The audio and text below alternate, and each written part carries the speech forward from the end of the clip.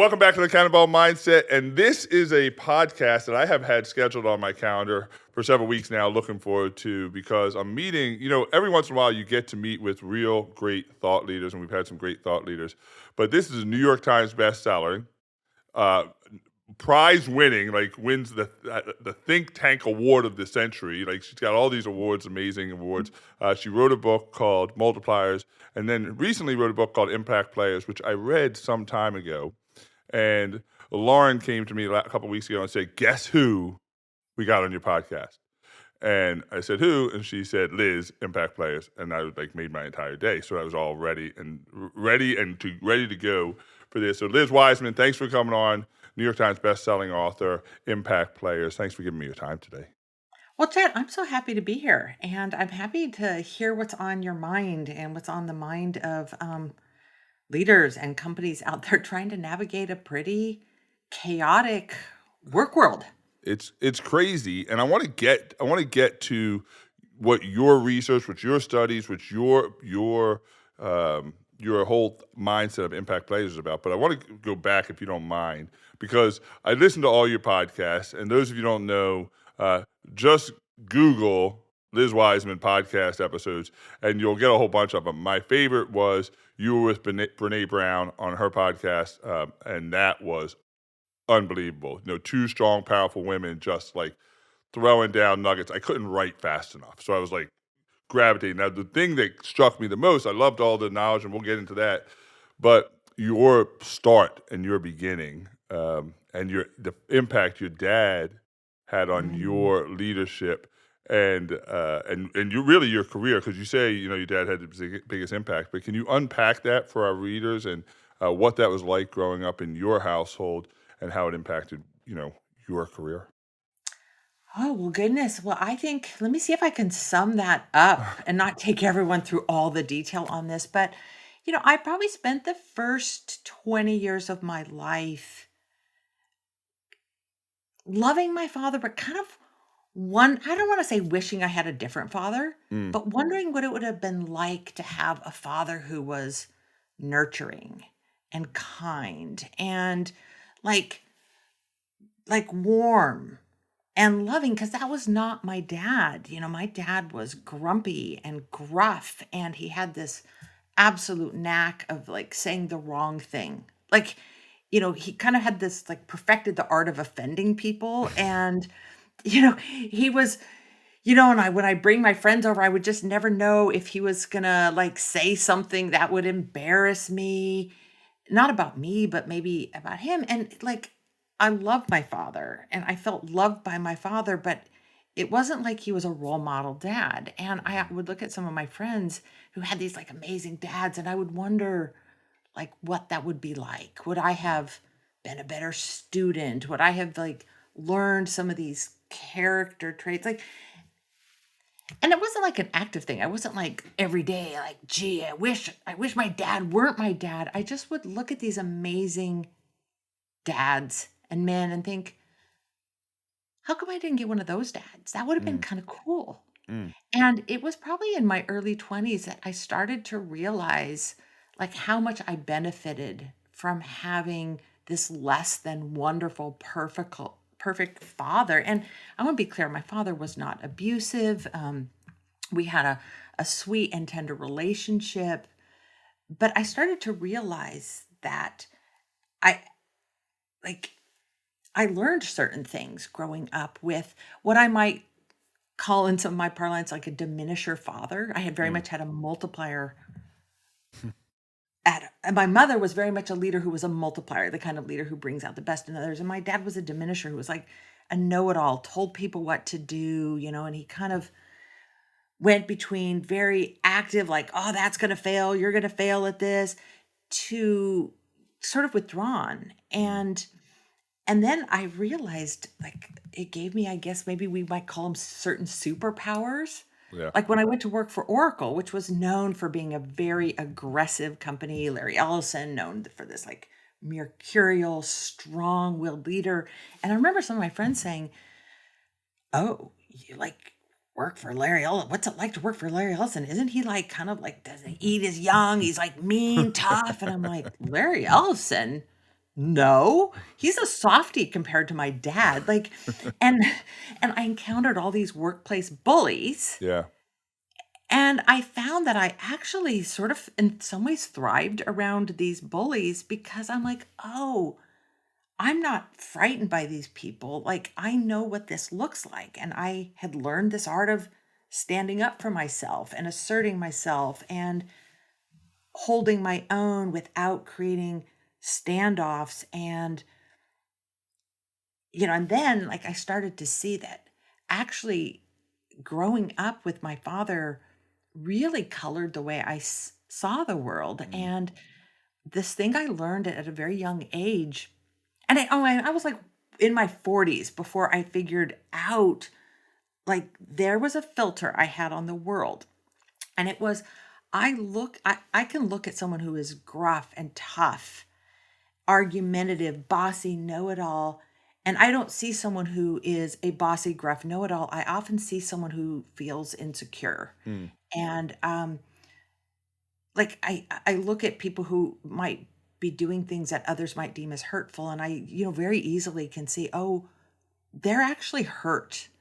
Like they're not a know-it-all. They're worried that someone isn't valuing what they know. Like maybe they feel like they're going to become a relic in a world that's changing fast. And it gave me this ability to look at leaders and to be able to one sort of stand up and meet them as peers, not as like, oh, scary Yeah. bosses. Yeah. But it gave me this incredible empathy for people um, who have the best intentions, who are actually having a damaging Mm. impact on a team or another person. Because for them, these are just like a bunch of people like my dad, who was really fundamentally a good guy who just didn't know how to Communicate. show it. Yeah. Yeah. And like and I again, it took me a long time to realize, oh, I think I see people differently than other people do Yeah. because I learned it so early in You life. describe that as you see intent. You see intent. I've heard you say that multiple times. You see intent. How did you how did you not become that? Like, so if you grow up in this environment of, not even radical candor, maybe radical candor, but this like gruff kind of like direct, and you better have your sword and your shield up at all times because this is how the world gets you. How did you not become that? So I know you went into like in schooling, you were like, hey, I want to get into organizational leadership, and I want to like understand how businesses work. But how do you not become the gruff, bitter, not bitter is probably not the right word, but the gruff kind of direct, take no prisoner kind of mindset when you grow up in that environment? Because a lot of people say, well, this is how I learned to be a leader, so it's Mhm. not my fault, go look at my track record because this is how I was taught and this is how I'm going to teach. How did you fight that? Was it an intentional thing, or did your mother's caring nurture outweigh your dad's gruffness?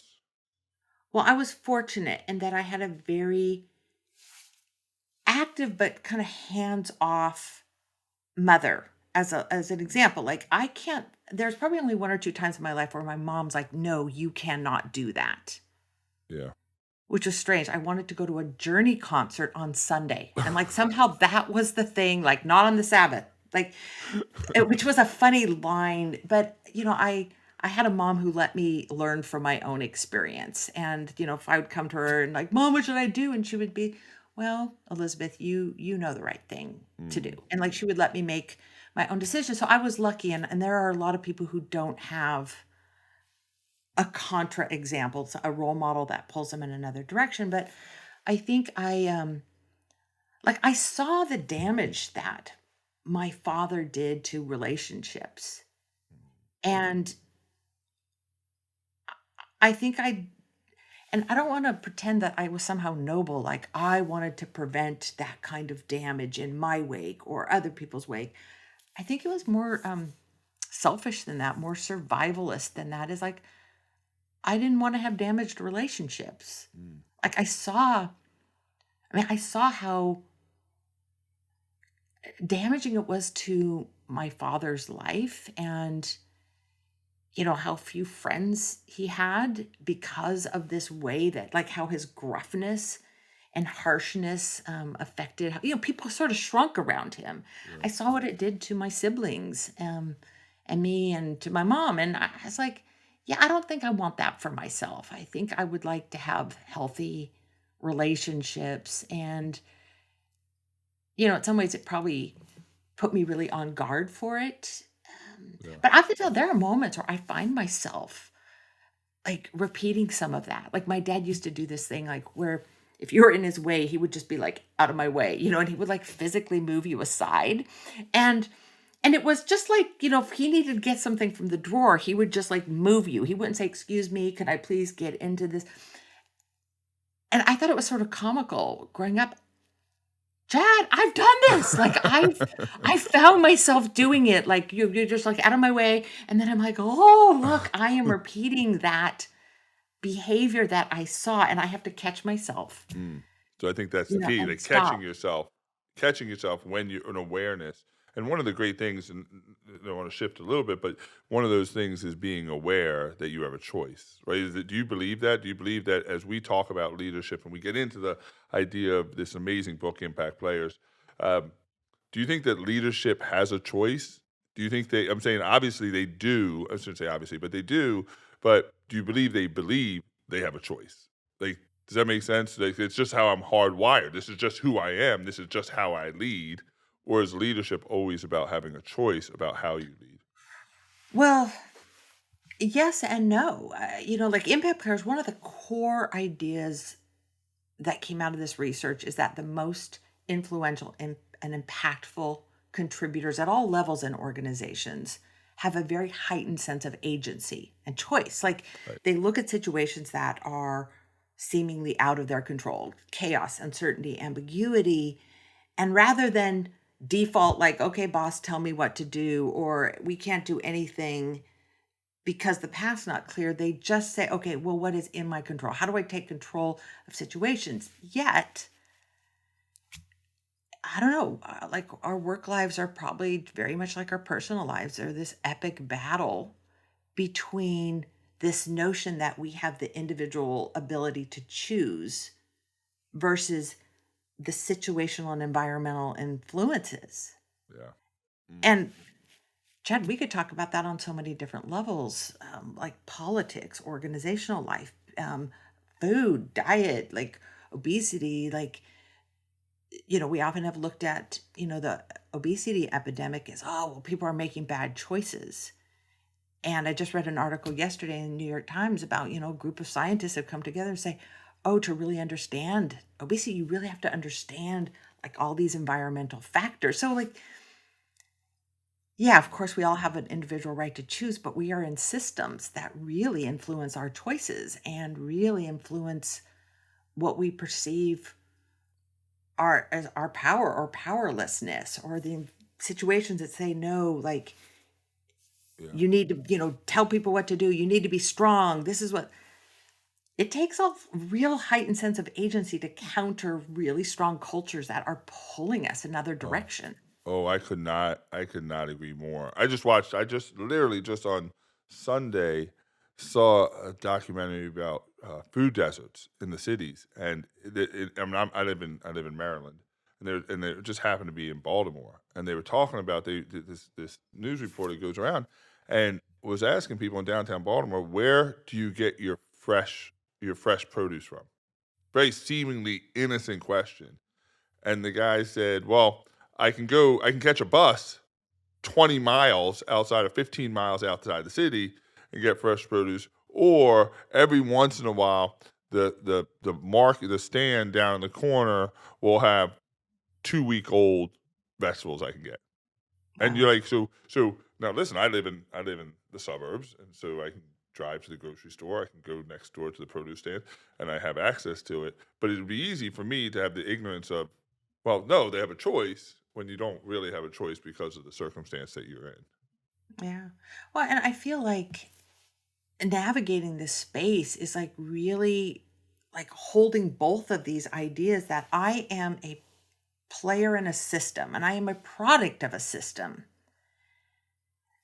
and I have choices about how I react to that system. But like I think we really have to understand the power of systemic influences, Oh yeah. like what it causes us to see and not see. And, it's one of the reasons why I have spent the last decade and a half like working on building the kind of leadership that people need to be at their best because you can show up with the best intent to contribute, but if you've got leaders who are holding you back, it takes sort of an anomaly to break through that. And Yeah. people do. Of course. And we write articles about them and we heroize them, but they're the anomaly. They're Like the systemic unicorn. forces are powerful. Yeah. Yeah. They're the unicorn. I'm saying that high will, high skill, going to break through the barriers employee is awesome. But most of the time, you don't find them. You grow them, and they're grown through the mentor through great leaders and great environments. And so, like things just line up. And so, let me ask you this question. So, right now, and I started it with it at the beginning, saying that there's a lot, at least from my perspective, there's a lot of anxiety, a lot of fear. The barbarians are at the gate, and the barbarians are the negative talk. The you can't turn on the news, you can't go on social media, you can't go anywhere without thinking the world is falling apart. You see things like massive layoffs. Mhm. Some of the largest companies, the economy's in a recession, quote unquote, not a recession, whatever. It's declining, however you want to look at it. Yep. Um, how is this impacting culture, company cultures around there, and where do we start? Because it seems like it's progressing on every level, and I think the fastest pandemic that we've ever seen is what's happening in our company culture, and this is feeling of worthlessness or maybe not heard. It's just killing corporate cultures. Where do we start? Yeah. I mean, what is that saying? Like, oh, it's like power corrupts, but powerlessness Mm, is what really corrupts. And I mean, we can look at situations where people feel powerless, like someone who's controlling like the queue in a certain situation. They might not feel like they have a lot of power, so they're going to exercise sort of dominion over other people. You can think of that kind of powerlessness, but I think the real corrupting force in organizations is when we start to feel like we don't have power to influence this. right. And I feel this every day where I oscillate between, hey, I'm going to do something about this. Like there's divisiveness in the world. I have a voice in the world. I'm going to do something. And then I have the other day where I'm like, oh, yeah, there's nothing I can do that's going to turn the tide on something. And so I think all of us are struggling with this. Like my guess is most people oscillate between these Oh two yeah. positions of like I can do something to I don't even know what I can do. I don't know what to do. I worry that we're going to get too far. Like I think oscillating is okay. It's that when we start to feel like no, I don't have power. I Yeah. can't control this. And it is really I guess I don't know why I think this way, but I sometimes think about like standing on tall buildings and shouting and or like becoming a human billboard. I think like if I could stand on a tall building and sort of shout, I had a megaphone to the world, or I could, you know, make myself into a billboard, like what would I say to people? If I had a chance to shout loud to a lot of people, what I would say is like, and I think I've learned this from my research, is that we have a lot more power than we think we have. Mm, And I think I did learn this from my father as, my father was this very intimidating force. And I watched how other people kind of pulled back from him and cowered a little bit around him. Like, oh, it's not worth the argument. And Chad, for whatever reason, I do not know, I was like, well, but I'm like a little girl, but I have power here. Like yeah. I can say to that. And I just remember so many times having a conversation with my dad, like, no, that's not how we're going to do things. Yeah. I remember this is sort of a random thing, but I was funding my own college education. I just finished my first semester off at college, and the grades arrived at my house. This is back when we did things on paper, and I came home and noticed that my father had opened my grades. And I could have just sulked about that or like gone a fight, but I said, Dad, those are my grades and I'm funding my college and I put that effort in. Like I've earned those grades. And so I'm the one who should open those grades. And I'm happy to show that to you, but that's my choice whether or not I want to show that. And I knew there were all A's in there. Yeah. So it wasn't like I was hiding anything. I was just like, no, no, no, no, no. That's not. And what I would watch is like when you would exercise like a modicum of power. Like I would watch how people would respond positively at that. And I've had that same conversation about don't open my grades Mm. a dozen of times in the workplace. Yeah. And situations where there was a powerful person doing something to me that I could have just like, but I'm like, oh no, wait a minute. Like that's not how this should work. And of the dozens of conversations I've had, there's a dozen of positive outcomes where someone's like, oh, you're right. Like, I overstepped my bounds, or that should have been your decision, or I really shouldn't have taken credit for that.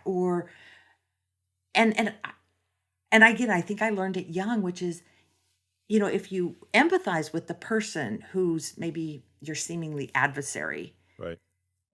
and you kind of summon like, wait a minute, I have a lot of control in this situation. I can control my response. I can control the conversation. I can initiate something. I can do this. Like, I just find we have so much more power than it seems. That's the thing I would shout from the rooftops to everyone at all levels. Like, and I was like, oh no, this is not a hopeless situation. We're not destined for a recession. We are not destined for a divided nation. Like, we have a lot of power. So how do we? Listen, love would be an understatement of how much I loved your response just there, because I think that the challenge is, and we have a corporate philosophy, and I have a rule. I shouldn't say rule, a moral code that it's the conversations we're not a part of that have the most impact in our lives. What I'm unaware of, I can't influence, and so we have this rule that says you don't get to stay silent on things that matter.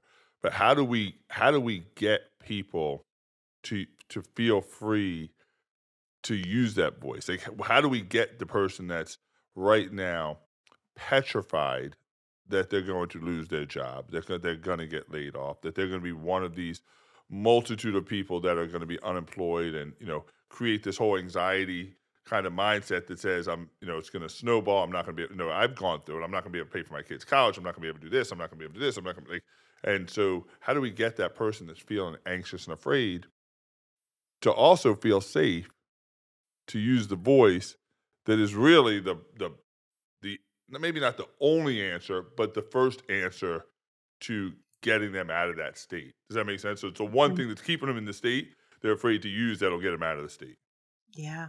Well, okay, so for me, this is a circuitous kind of an answer Mhm. or a thought on this is I don't think it's about just raising our voice. I think there's a lot of people who are raising their voice. You go out onto Twitter, people are raising their voice. Like we live in a very loud world, but the problem is the way we raise our voice is like, hey, me over here.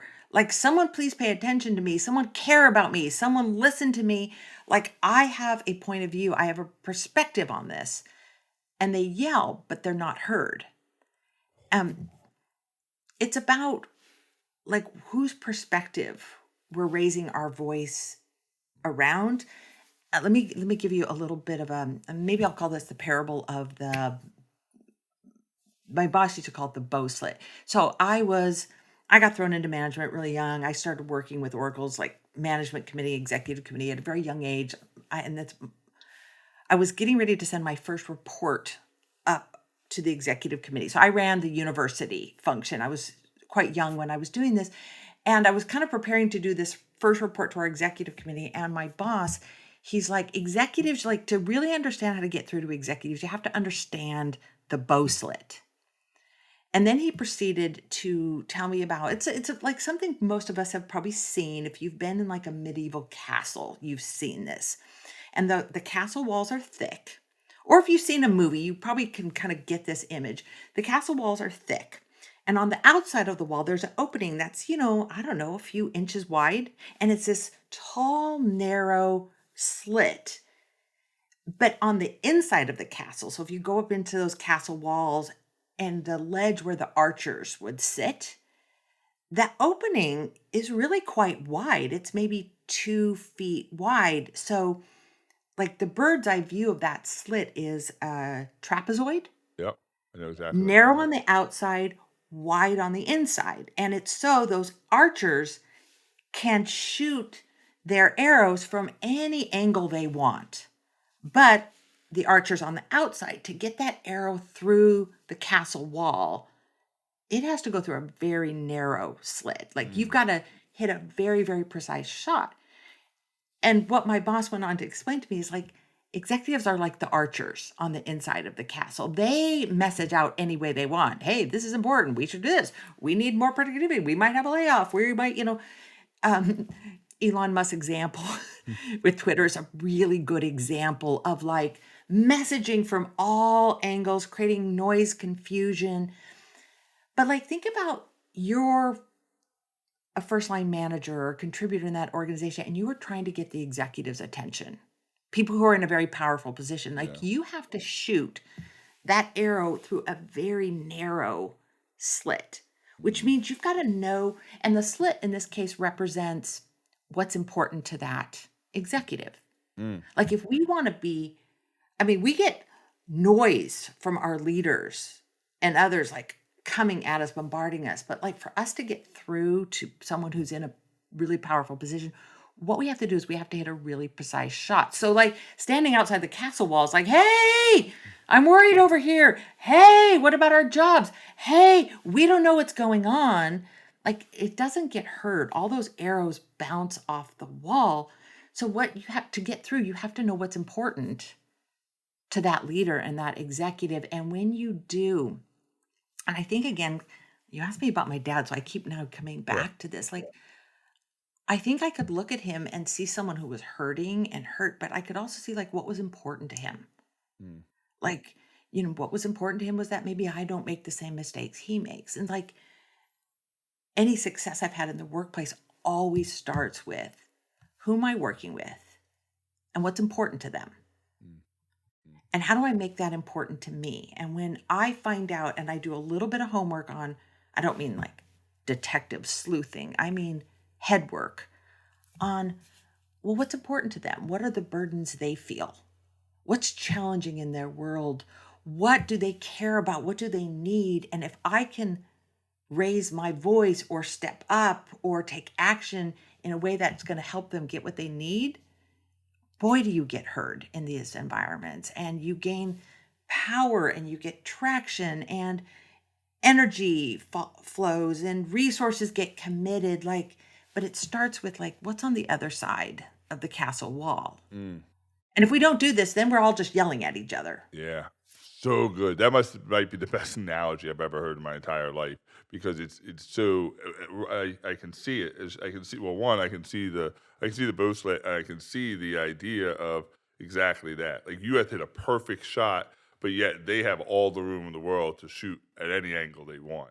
And it And it becomes seems unfair. unfair. It That's seems exactly what I say. unfair, but it is how the system is. Yeah. But like, you have this ability to get through. Yeah. And it really starts with like what's important to them. So you literally just described you started to describe basically an impact player and the idea of like tell people the idea of impact players and why they're so important in this world in this corporate culture because it's dead on and you started to talk about the behaviors or the mindset of some of those impact players but tell us where you came up with the idea of impact player and what exactly is an impact player. Well, impact player is a concept that, I borrowed from sports. Impact players are they may not be the star of the team, but they're the people that make things happen. They make teams better. They make plays. They get themselves in position to contribute and score. They put other people in position to contribute and score. They're like standout contributors who raise the level of play on teams. Yeah, that's right. And teams play better when they know they have these kind of impact players on the team. Everyone else puts a little extra effort in. That's right. But they're Uh, not always. But they're not always the best player talent wise on that team. no, and I like to think of it as, and maybe it's because I've been to so many sporting events, and it's not because I'm a big sports fan. I probably sound like it because I draw so many analogies from sports, but it's because I'm a mom and I've got 4 kids and Okay. a husband who was a collegiate athlete who mistakenly thought all of our kids would grow up to be collegiate athletes. So I've been to hundreds of youth sporting events, and I'm always watching the sidelines. And there's like a scene that I see play out over and over. You've seen it too. Like the coach has to decide, who do I put in right now? And it's a critical moment, it's a big game. And like, who do they turn to? The impact And it's player. not always the strongest, the best player. They turn to the one that's paying attention, the one who like is going to go out, like they know the game, they know where the team is in the moment, the game, they know what the stakes are, they know the opponent, and they're the ones they trust to put out on the field. And in many ways, what an impact player is they're the person that we turn to when the stakes are high. They're the Yeah. person we turn to when the situation is ambiguous. It's a person we know will get it done, not just for like their own glory, Yeah. but is going to go score a win for the team. And they're so, so valuable inside organizations. And, I spent a couple years studying the impact players of the workplace. I mean, you ask any manager, who do you turn to in the moments that matter? Who do you give the ball to and you know they're not going to drop it? Every manager knows who these people are. Of course. And the study was contrasting them not to, the like bench warmers, not contrasting them to like the people who are cut from the team, but just contrasting the impact player to the ordinary contributor. Smart, hardworking, talented, but the person who's going through the motions, doing their job versus the impact player who is delivering extraordinary value. Yeah. And I was trying to really understand what makes these impact players different and what makes them tick and So what why are is they it? so valuable. So what is it? What is it that makes that impact player so unique and different? You talked about it. You just said, they're paying attention. They're in it for the right reason. They're going to lift other teams. But what? How do you? Maybe not what, but how? How do you get that? Is it? Are you Mm. born with that, or is it a choice? Like, how do you become an impact player? It's 100% a choice, but again, that choice is very much influenced by the environment around you, the type of leaders you have, the other colleagues, the expectations, the culture. Maybe we'll get to that, but here's the first thing that I found, and maybe it's the most important thing, is when I looked at the differences in mindset and behavior and impact of ordinary contributors, typical contributors versus impact players. What I found was that the ordinary contributors, they were stellar people. They did their job, followed direction, took ownership, they were focused, they carried their weight on teams, all of that. They were stellar, but in ordinary times. Mm, Once the situation got chaotic, uncertain, ambiguous, where it's not clear, where like the problem, it's not your job, but it's not someone else's job. Like it's messy. It doesn't really belong to anyone, or where leadership roles aren't clear, or where obstacles are unforeseen, you couldn't plan for it, where targets are moving, where workloads, like the demands are unrelenting. Like when there's a lot of chaos, this is where the impact players really excel. And the difference probably, I found there were 5 major differences, but fundamentally, what's different is when things are chaotic, the ordinary contributor kind of holds back, like they do their job. The impact player does the job that needs to be done. Like they move mm, toward the chaos. They move toward the uncertainty and ambiguity. They take charge where they're not really in charge. right. Like they adapt and change while other people are focused. It's kind of like if I could sum up the difference simply, it would just be the difference between like what I do when I'm at the beach and a big wave comes versus what my son does. He's a surfer. Right. I see the big wave and I'm like, "Oh, that one's too big." It's like it's powerful, and so I retreat or I turn my back on the wave. I try to get away from it, and inevitably it like Crushes gets you. me, crushes me, tumbles me, and I like come up, get myself upright just in time for the next wave to tumble me as well. But what my son does and what a savvy ocean swimmer or surfer does is they dive into the wave and they go through it and like Mm. even under it, the most chaotic, the undertow, and they get through. And it's what the impact players do is they move toward the uncertainty and take control of it So, rather than try to get themselves out of the ambiguity. so would you say, great analogy. So would you say that in the environment that we're in now, the environment in the work culture, and we're going to talk about culture, we'll talk about leaders in a second, but the environment we're in now, it's times like now that the impact players will start to really show themselves, and the ordinary players who are great in ordinary times will falter. Absolutely. And it also has everything to do with like what managers need right now. So it's part of this study, and probably because my expertise, my research expertise, is really around studying great leadership. So I'm always looking at what's the leader's role in this. Here's the thing: I did this really fun piece of research, and I felt like I wanted to publish this on its own, but I didn't. But kind of the bonus research I did is when I interviewed 170 managers about their impact players versus ordinary contributors. I asked 170 managers, what is it that people do that you kind of hate? Like, what is it that members of your team do that make your job hard or make you kind of resent having to be the boss? And then I asked those same managers, what is it that people who work for you do that just make your job easy? It's a delight. Like you love leading and you love leading them. And I learned a lot about what managers really value and need. And one of the things that I've learned in all this is that most managers don't want to manage people. Like Mm. they don't like it. They don't like. So here's what they hate: having to tell people what to do, having to point out problems, having to follow up and check back with people. What they want. And when you ask them, like, what is it that people do that you absolutely love? Like in a lot of ways, what they like is sort of borders on insubordination. They like people who just take charge, who don't need to be appointed the leader, who just say, you know what? This meeting needs a leader. I'm willing to do it. People who find problems and put fixes in and then say, oh, by the way, boss, you know what? This was an issue and I just handled it. Like, okay, yeah. Yeah, 1 out of 10 might be like, you did what? Without what? yeah. That's the But, ego-driven one, but yeah, and we know who those people that's are. right. But like most, like what I've learned is that the impact players are self-managing.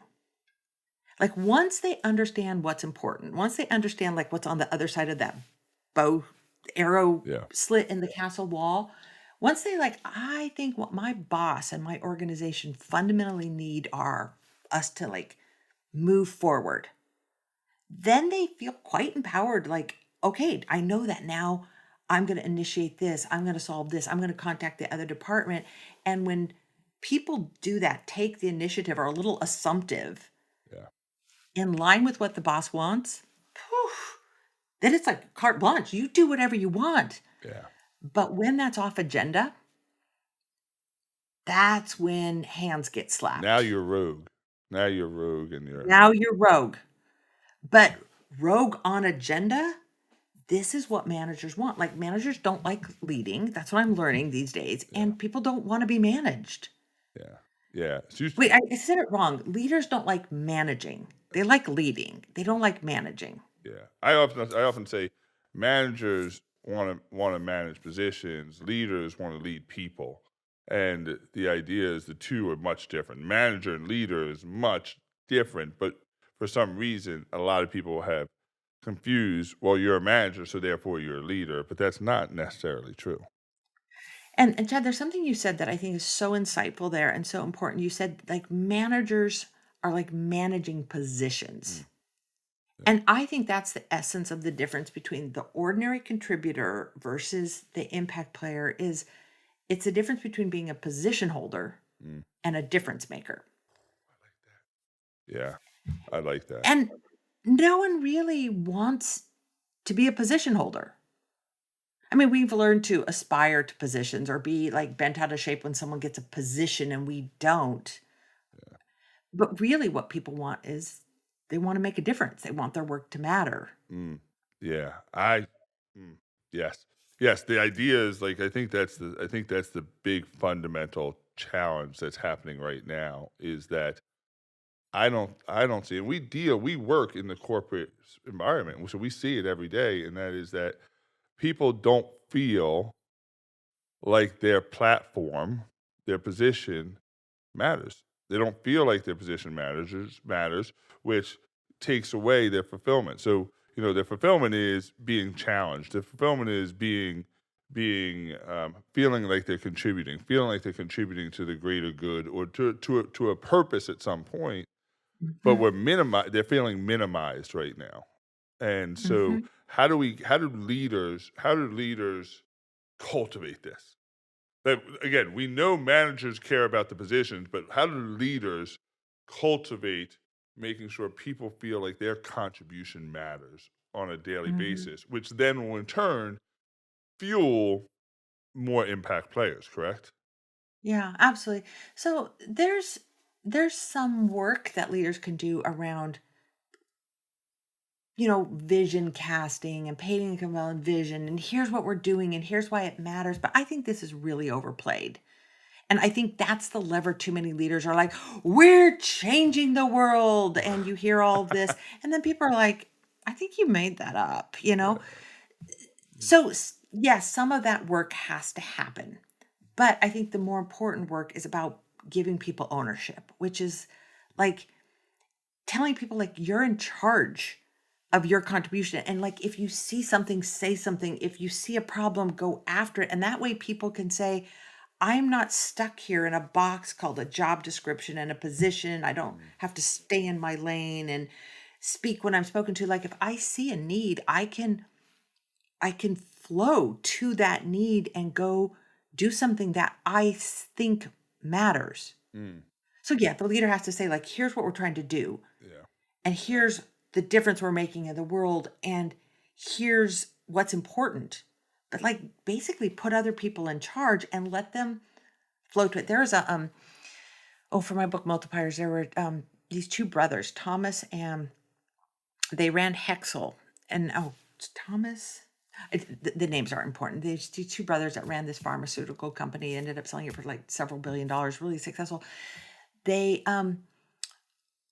their whole workforce came from like a village in Europe. It was Germany, I think.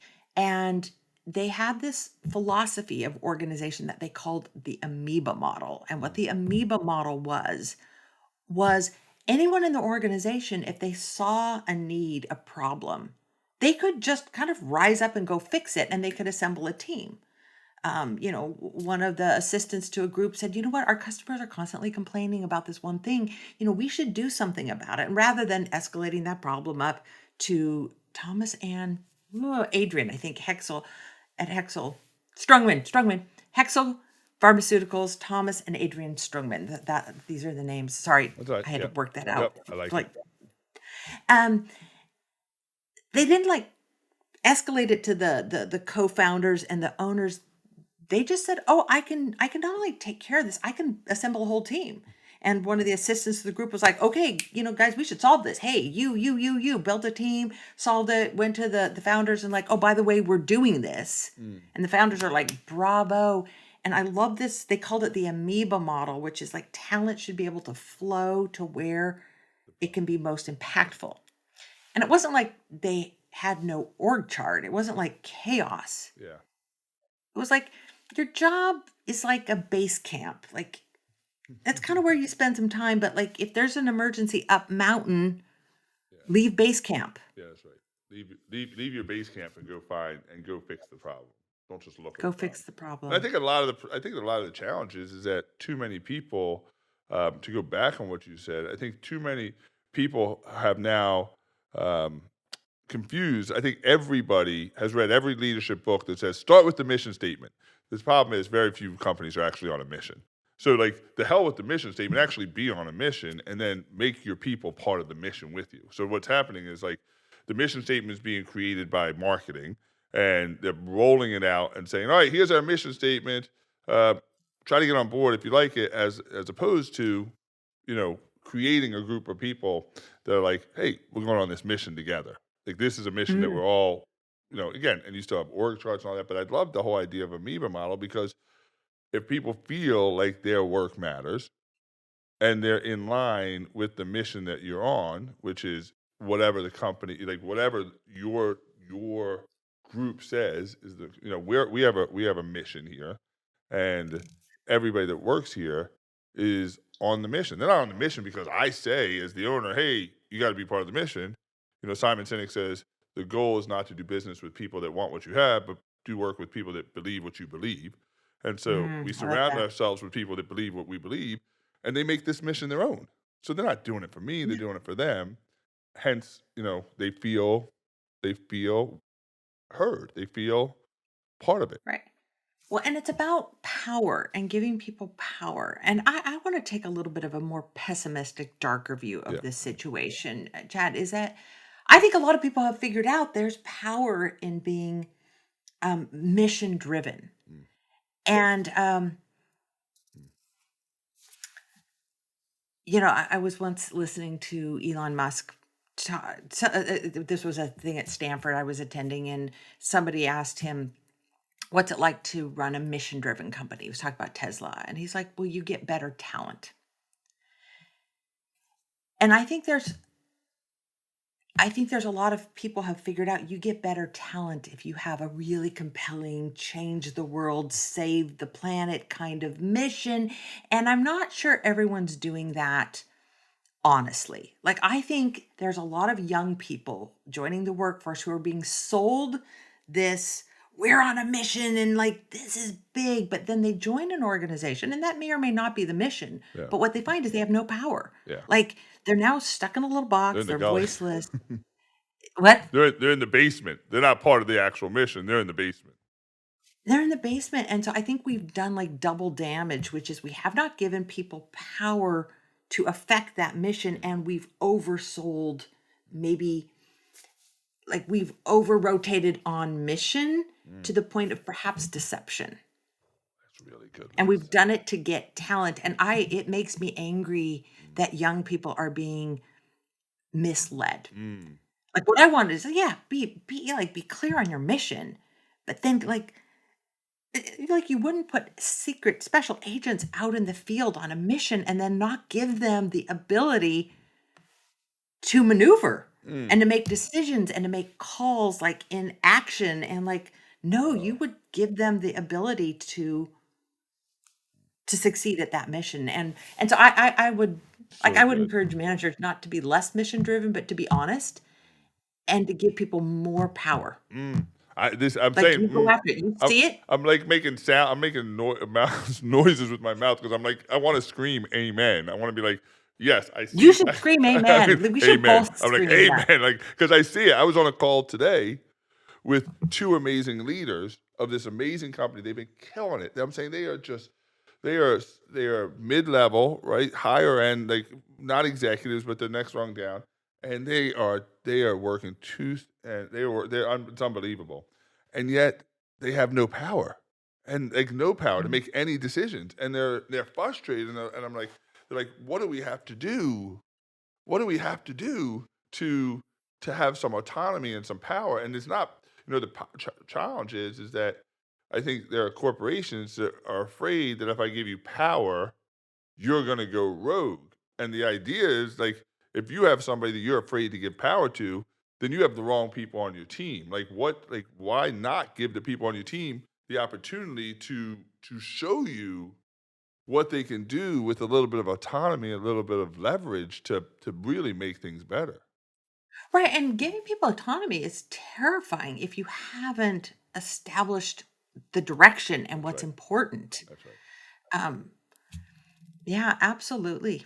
So what do you say? So if you're screaming, if you're on that building and you got the megaphone and you're Hmm. screaming to leaders, all the leaders are every leader for every corporation is within earshot of this megaphone. What are you yelling to them about when it comes to power? What are you saying to them? Give them power? What are you saying to those leaders? Like, what's your message? Because there's leaders right now that are petrified in a bad economy. What they do is they hold on to every decision. Every decision has to go through them. They limit all everybody else's ability to make decisions. They hold all the power, and it all stops with this one person or this group of people, which limits everybody else's contribution. What do you say to them? Well, I think it's about being very clear about how much power, like be so purposeful about power. Mm. So it's not, my message isn't like, hey, empower your people, just tell them they're in charge. That's a Right. disaster waiting to happen. Agreed. It's be clear about power. And there's two metaphors that I really like around what does it mean to empower someone? Because empower is like my least favorite word here. I like more to think about just power. Mm. And I love this idea that came out of it was something when some research I did. Someone had worked for John Chambers. So John Chambers is at the time the CEO of Cisco, the networking Yep. router company. He's a new CEO. He's making his first executive hire. So he's hiring a vice president to come into to the company to run customer support. And this is what he says to Doug, who's going to run customer support. He says, Doug, when it comes to this part of the business, meaning customer support, you get 51% of the vote and you get 100% of the accountability. Mm. I think this is so brilliant. Rather than be like, Doug, I want you to feel empowered. Doug, you have power here. What he says is, you don't have power across the whole thing. That's my job. But in your domain, I want you to be in charge. And he gives him 51% of the vote, which I think is pure brilliance. Genius. He doesn't give him 100% because then someone goes rogue. Yep. What he's saying is, I'm 49, you're 51, which means consult me. Listen to what I'm saying to you. Keep me informed. Listen to your colleagues. But in the end, we're going to back you. One of the things I wish managers did is rather than like sprinkle lavender fairy dust of empowerment on their teams, like, oh, you're in charge, step up, go big. Give someone the majority vote on something that is bounded. Mm. And I feel like I learned this lesson not from being a leader or a leadership researcher, but really from being a parent. And one of the things, if I did anything right as a mom, was always trying to give my kids maximum choice, but not stupid choice. Not like, hey, do whatever you want. Like, and I think parents will remember, like, you want to give them like, okay, you need to wear a shirt to school, but you can choose whether it's the red shirt or the blue shirt. And as my kids got older, like the latitude of that, what they had choice over, gets bigger and bigger.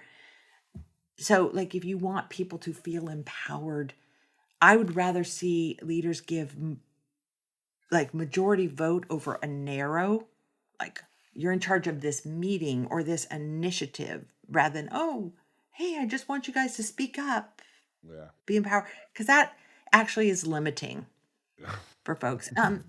When you have too many, That's one metaphor. too much power, you end up using not any of it. You can't make any choices. Right, because we know the world doesn't work this way. We know we're not in charge of everything and we're not really in charge of other people. So that's one like metaphor. The other metaphor I really connect with on this is the idea of when you buy a house. So when you go to buy a house, you can't take possession of the house or title of the house until the previous owner, has released title Yeah. of the house. Only one person or one party can own a house at a time. And leaders violate this all the time. They're like, hey, you're in charge, but so am I. You know, And what they don't realize is someone else can't take charge of a situation unless you have released claim on it. Mm, Because we're like, okay, you're in charge of this program, but I also want to be in charge too. Like, let's be in charge together. And what happens when the boss and one of their staff members are both in charge? Like, we know who's really in that's charge, right. right? That's exactly right. Said or unsaid, we know who's in charge.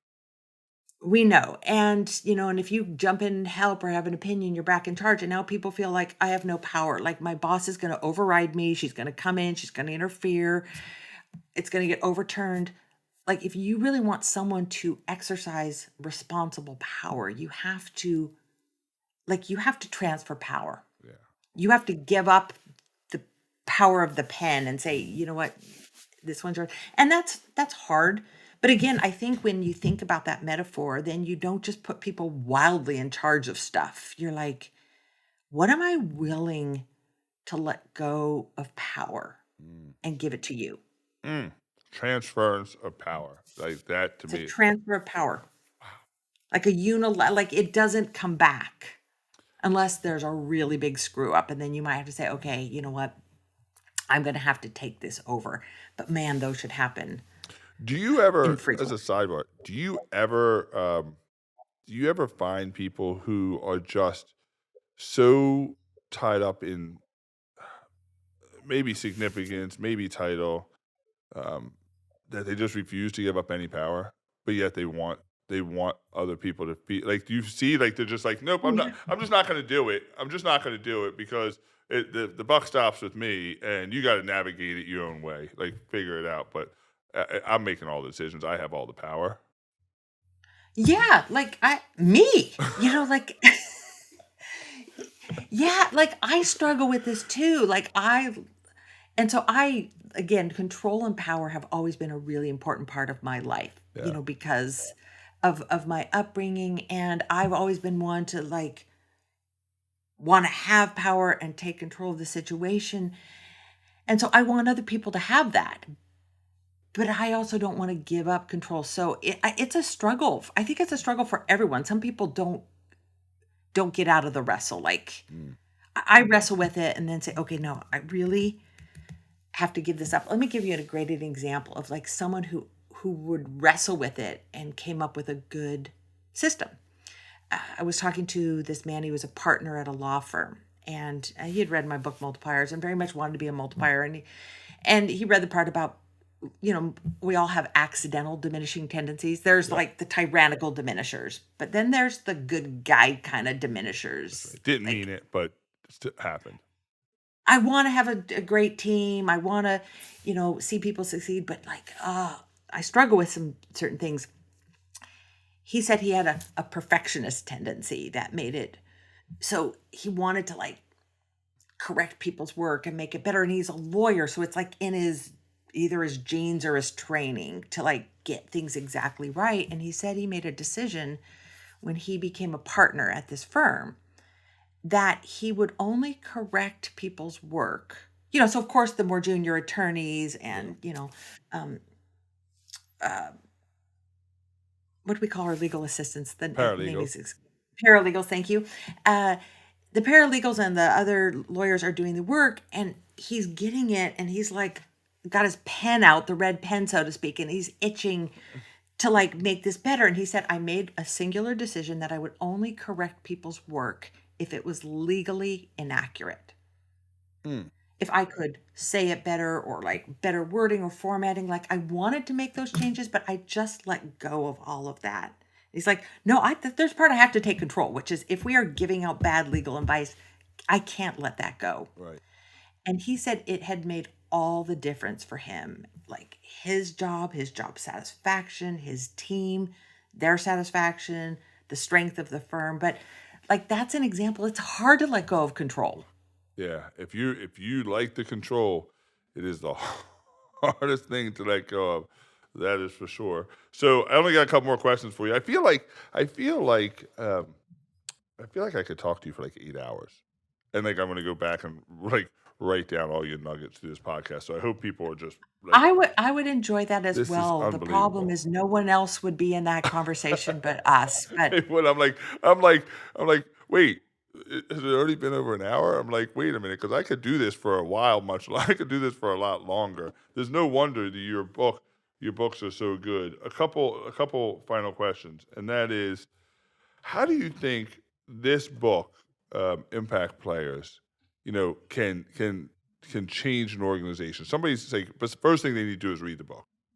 And then after they read the book, what's the first thing they need to do to start changing their organization to cultivate an environment, first of all, because you talked about the circumstance, right? The circumstance has to be right, and then the leader has to be right, and then obviously the person is hugely important.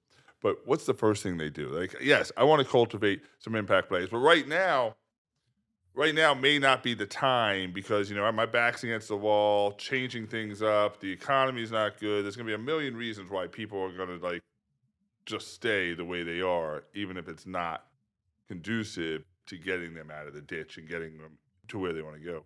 What's the first thing they need to do besides read the book, give it to all your employees? What's that number two? well, like, and just giving the book to all your employees can backfire. Like, Mm. it's not necessarily what I want leaders to do. What I want leaders so every manager that I have talked to who has read this book has the same reaction, which is, yes, please. How do I get a whole team of people Yes, like this? yes. Is it Like, is that I even want is this. that even possible to get a whole team of Oh, I people? absolutely think it's possible. I think it's possible.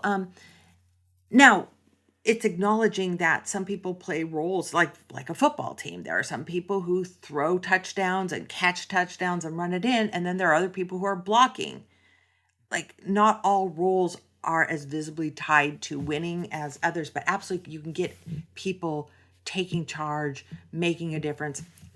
So, I think what I want managers to do is, like, if you want this kind of mindset and behavior on your team, like, number one, am I leading in a way that I deserve this? Mm. Because impact players aren't going to go work for diminishing leaders. They're not going to work with leaders who can't give up control That's or right. leaders who won't clarify what's important. Like, do I deserve these kind of people? Well, if not, what do I need to do to deserve it? And then I would want leaders to ask this question, not like, am I hiring people like this? I mean, it's one way to do it, but I think the more powerful question is, have I permitted this behavior? What I have learned is that this way of working, first of all, it's not about a classification of people. It's about two mindsets, two modes of thinking that we move in and out of. I've been in both of these Yep. modes. But it's behavior that is courageous. It's behavior where we're like taking charge and leaving the comfort of a safe job description to go out and work on a big messy problem. Like, if we don't, certain people are just going to work this way Yep. regardless, but I think most people, they want to work this way. I absolutely believe this, that people acknowledge this is a better way of work. It's a more natural way of working. No one wants to be a little box on an org chart or a cog in a wheel. Like, we want to work this way, but there's so many structures that keep us from working this way. And the most powerful thing managers could do is to permit it. Like, Mm. you know what? You don't need authority to like assemble a team, just like the Strungman brothers. Like, you know what? See a problem? Like, permit the behavior and make it safe for people to work this way. Yeah. It's how people want to work. Allow people. I think. Listen, I think the problems that a lot of the problems that we face in organizations and in cultures right now, I think the answers are found within if we just liberate our people. If we just liberate them to be their best selves, to like find the problems, solve the problems, I think people would be really surprised. Listen, if you haven't read Impact Players, go buy it now. I'm saying it's ridiculously good. No wonder she's a New York Times bestselling author of Multipliers. Read that too. It's amazing. All right, so let me ask you a question. Where do people follow you? Because there's no question that after listening to this, people are going to want to follow you. People are going to want to get more of you. Where do they do that? I'm pretty easy to find. At Liz Wiseman on Twitter. Liz Wiseman on LinkedIn. The wisemangroup.com is our firm's, we're a research and development firm, our firm's website. Impactplayersbooks.com. But you can get all the stuff from the book from our website. But before you wrap up, I Yeah. just want to Yeah. put an exclamation point on something you Yes, said. ma'am. I think you said the most important word of our discussion, which is liberate people. Like managers, it's so easy to say, oh, people are quiet quitting, they're working remotely, they're shirking. They're like, people want to make a difference. They want their work to matter. They want to play big, not small. And if managers liberate people and permit people to work this way, I think they'll be surprised what happens. Yeah, I agree. This whole idea and notion of quiet quitting, I am so have a different perspective. I'm trying to be really cordial here, because what we're shedding the responsibility. We're passing off the responsibility because we're saying, oh, it's about the pandemic. It's about their personal life. It's about money. It's about benefits. No, it's not. They just don't feel heard. They just don't feel heard, Mhm. and they don't feel like, we talk a lot about, I see you, I hear you, and you matter. I see you, I hear you, and you matter. And people don't feel seen, they don't feel heard, and they don't feel like they matter. So at some point, you don't quietly quit. You just settle back down in your chair and just sit there, and you feel stuck. And so if we can unstuck them, whatever you say it, um, this isn't a benefits thing. I don't believe. I think I haven't met anybody in my life. I haven't met anybody of all the people we coach and train that is quietly quitting because they're underpaid, or because, now I'm not saying you don't have to pay them a fair wage, but if they're not, that's not the reason. They just feel unheard, unseen, un like they don't matter. Or just underutilized. Yeah. Yeah, we hire people for like all these great skills, and then we put them in a box, right? So, all right. So, check It's out. a corporate crime. It's a corporate It crime, is. and it makes me Well, mad. it's a corporate crime, and again, this is where I'm big on the people over positions, and that is, um, I think we have, and this sounds so dramatic, but I'm going to say it, is we have a moral obligation to recognize the superpowers and the strengths of every human being, and help and let them lean into that superpower and that strength. And so it's a corporate crime, but I think it's a little bit more than that. So, all right, so Amen. Amen. amen. That's two amens in one podcast. All right. So follow Liz Wiseman, Impact Players. It's amazing. There's no wonder she's considered one of the smartest women in the world, in the business world. I'm saying she's ridiculously smart. All right, last question. Last question. And that is, you're young. You're pretty young, I can take it. So in 60, 70, 80 years, when you leave this earth, what do you want your contribution to have been? Well, I don't have 60 years, 60? but thank you for thinking I'm young enough too. Well, you're younger than me. I know that. You know, I just I've always aspired to be a leader that people grew around. Like that's what I want. I think my legacy to be is that, you know what, people grew around me, not just the people who worked for me, but like that I had an influence where people like work with was a growth experience, not a toxic experience, not a dying kind of experience. Mm, I love that. Well, you said earlier that you want people to have a voice. Well, the world is better because you have a voice in it. So I appreciate your time, and your book is unbelievably impactful. If you are in corporate leadership, or if you're in leadership, or you just aspire to be a great leader, it's one of the go-tos going to need to be on your bookshelf. Impact Players. Thank you very much, Liz. I appreciate having you on. I appreciate you. Thank you.